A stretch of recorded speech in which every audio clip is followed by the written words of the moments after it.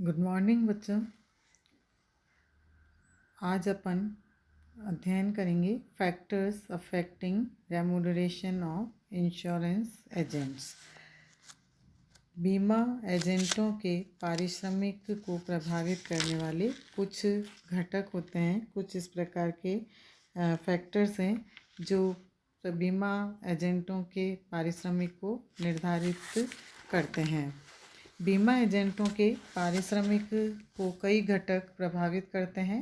बीमा एजेंट की योग्यता, संस्था की स्थिति, अन्य संस्थाओं के विक्रयकर्ताओं का पारिश्रमिक इत्यादि कई तत्व हैं जो किसी संस्था के बीमा एजेंटों के पारिश्रमिक को प्रभावित करते हैं। जैसे कुछ महत्वपूर्ण घटक हैं। प्रचलित पारिश्रमिक दर, the prevailing rates of remuneration. बाजार में प्रचलित पारिश्रमिक की दरें बीमा एजेंट के पारिश्रमिक को सर्वाधिक प्रभावित करती हैं, क्योंकि अन्य संस्थाओं द्वारा दिए जाने वाले पारिश्रमिक को ध्यान में रखकर ही अपने बीमा एजेंटों का पारिश्रमिक तय करना चाहिए।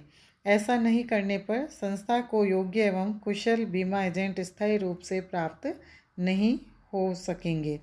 तो इसलिए कई संस्थाएं बाजार में प्रचलित दरों से ऊंची दर पर पारिश्रमिक का प्रस्ताव करके अन्य संस्थाओं में कार्यरत बीमा एजेंटों को आकर्षित करने का प्रयास करते हैं और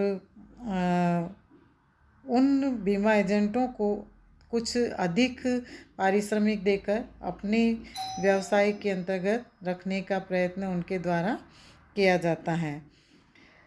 प्रचलित दर से कम दर पर बीमा एजेंट प्राप्त करना असंभव नहीं तो कठिन अवश्य होगा। अतः पारिश्रमिक निर्धारित करते समय प्रचलित पारिश्रमिक दर को अवश्य ध्यान में रखना चाहिए। सेकंड, बीमा एजेंटों की मांग और पूर्ति, demand and supply of insurance agents. बीमा एजेंटों की मांग और पूर्ति भी उनकी पारिश्रमिक की दरों को प्रभावित करती हैं। यदि बीमा एजेंट पर्याप्त मात्रा में आसानी से उपलब्ध हो जाते हैं तो पारिश्रमिक की दर सामान्य स्तर पर ही होती हैं, और यदि बीमा एजेंट कोई कमी हो तो इस कार्य के लिए आकर्षित करने हेतु ऊंची दरों पर पारिश्रमिक देना पड़ता है। थर्ड, बीमा एजेंट की योग्यता या उत्पादकता, कैपेसिटी और प्रोडक्टिविटी ऑफ इंश्योरेंस एजेंट। बीमा एजेंटों की व्यक्तिगत योग्यता या उत्पादकता भी पारिश्रमिक की दर को प्रभावित करती हैं। जो बीमा एजेंट अधिक योग्य एवं कुशल होते हैं वे औसत से अधिक बीमा व्यवसाय करते हैं तथा व्ययों में कमी लाते हैं। परिणाम स्वरूप उनका पारिश्रमिक भी अधिक हो जाता है। कम उत्पादकता वाले बीमा एजेंटों का पारिश्रमिक भी कम ही होता है।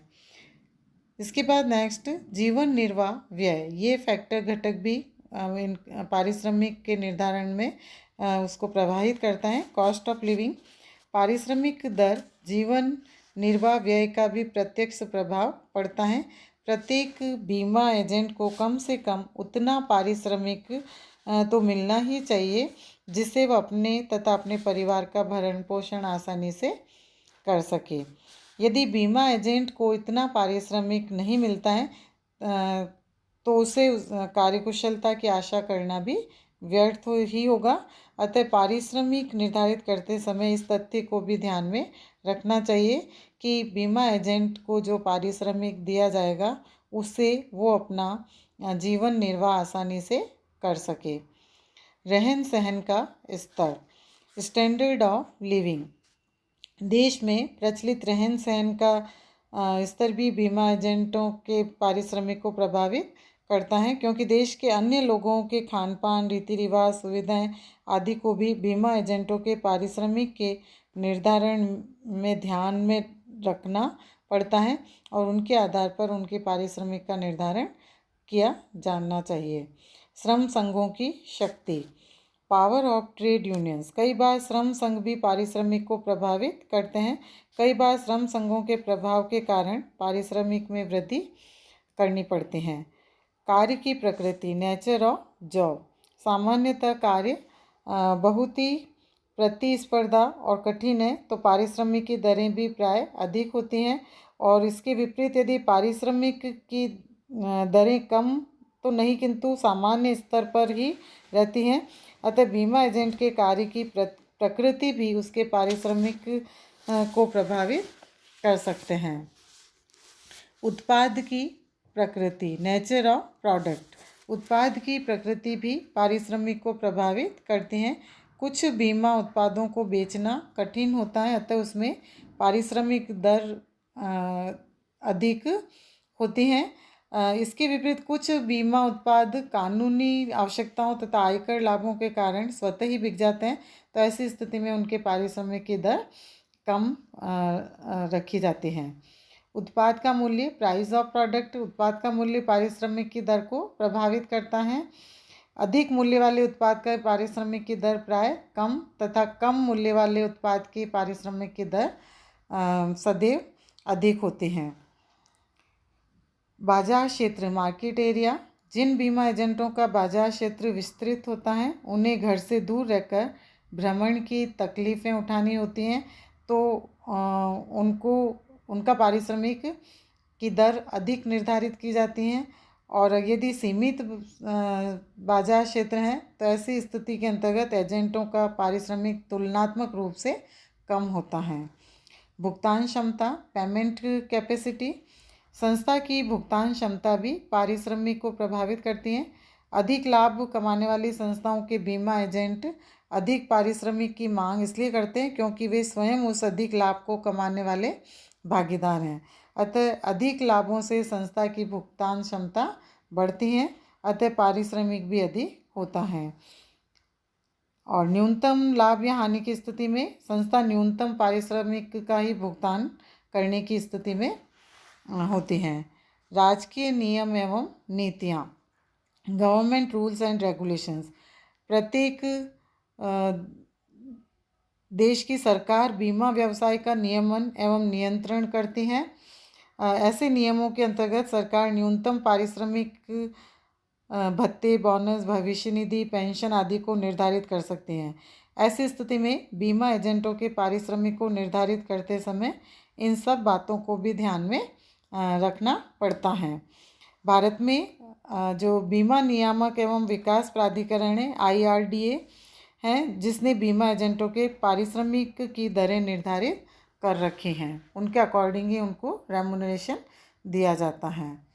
इसी तरह से प्रशिक्षण एवं पदोन्नति के अवसर, opportunities for training and promotions. जब संस्था में प्रशिक्षण एवं पदोन्नति के अवसर दिखाई देते हैं तो लोग उस संस्था में कम पारिश्रमिक पर ही कार्य करना स्वीकार कर लेते हैं।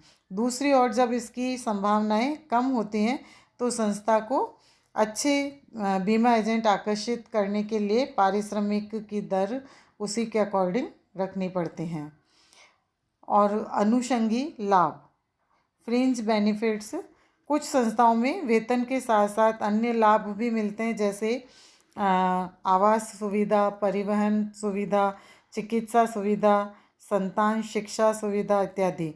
तो इन लाभों के कारण बीमा एजेंटों का जो नगद कैश रेम्युनरेशन होता है वो कम भी रखा जा सकता है। और लास्ट, गतिशीलता, डायनेमिज्म। जो बीमा एजेंट जितना अधिक गतिशील होता है उसका पारिश्रमिक भी अपेक्षाकृत अधिक होता है, और वह जितना भ्रमण करके या अन्य प्रकार से आपसी संपर्क बढ़ाता है, संस्था को विविध प्रकार से लाभान्वित करता है, तो ऐसे बीमा एजेंटों का जो रेम्युनरेशन है, पारिश्रमिक है, वो भी उसकी दर अधिक होती हैं। और इसके विपरीत यदि बीमा एजेंट स्थानीय स्तर पर ही अपनी सेवाएं प्रोवाइड कराता है तो ऐसी स्थिति में उनके बीमा का जो पारिश्रमिक है वो अपेक्षाकृत कम ही निर्धारित किया जाता है। तो इस तरह से ये जो विभिन्न घटक हैं जो बीमा एजेंटों के पारिश्रमिक को प्रभावित करते हैं, और इन फैक्टर्स को ध्यान रखते हुए उनके पारिश्रमिक की दरों को निर्धारित किया जाता है। Thank you students.